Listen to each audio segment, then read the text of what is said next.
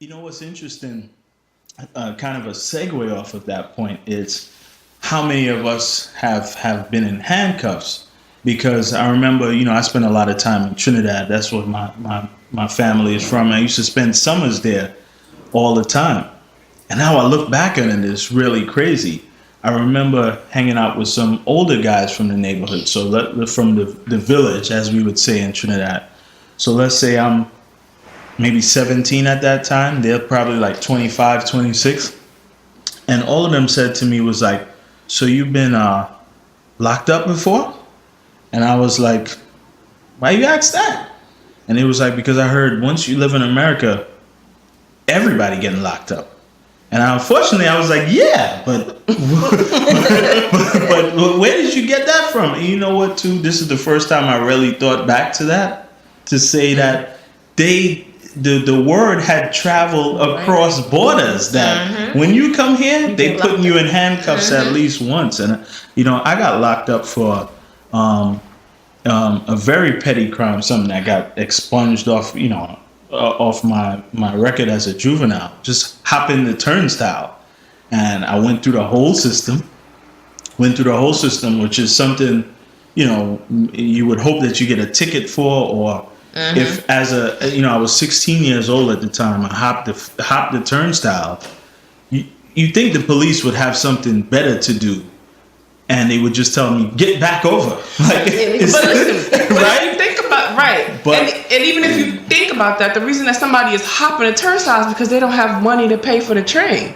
Right? This is someplace that you gotta go. Maybe I gotta go to work, or I gotta get home, whatever the case may be. I'm not hopping the turnstile just for the sake of hopping the turnstile. I'm hopping the turnstile because I got somewhere to go and I don't have the money to get from point A to point B, right? Yeah. So it's directly linked to poverty. Right? And so for the fact that the matter, a police officer is standing there, right? You know what I mean, to kind of to criminalize poverty. Right, exactly. To criminalize poverty. Exactly. Yeah, and I'm glad you put it like that, because I never really thought about that. They were criminalizing poverty.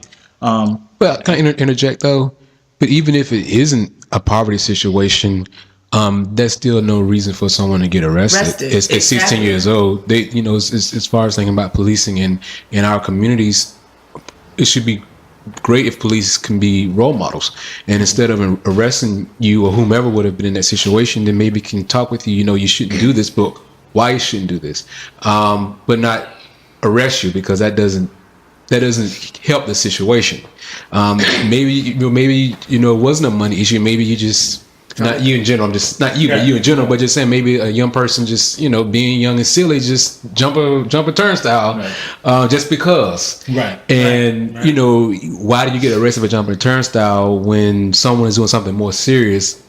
You wasting your money and your time on that individual, give you, tell you to go back over and don't do it anymore and be done with it. So I think that what Rabil is saying, whether it's an economic situation or not, but even more talking about that, how, the less fortunate are taken advantage of, and those stereotypes exist within the broader Black community, but exist even more in those communities, and they see themselves as a part of as criminals, essentially. Of course. Right. They've been desensitized or brainwashed that Black people are bad, Black people are criminals, and then the police are in your neighborhood and they're doing these mean things to you, and it just kind of perpetuates that. And I think it's a mechanism of controlling one's mind to continue this whole cycle, and whatever kind of project that they move to next. I think it's still again a mind thing. And if you think about that, I mean, let's take that whole scenario from a different perspective, right? Just from a waste perspective, right? Mm-hmm. You had, when I got arrested, there were two plainclothes police officers, right, who both had detective badge. So detectives make more than regular police officers, right?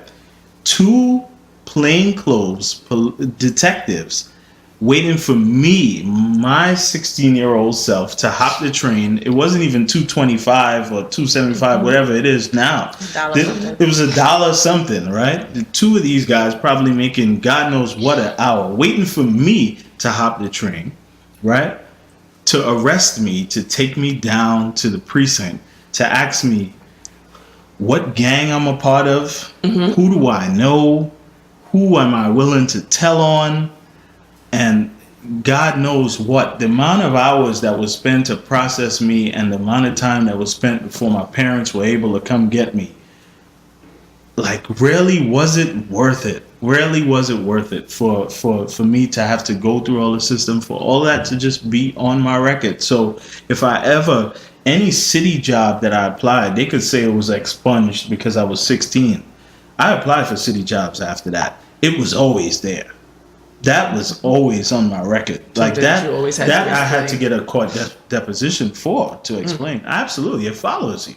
It follows you. So that's interesting.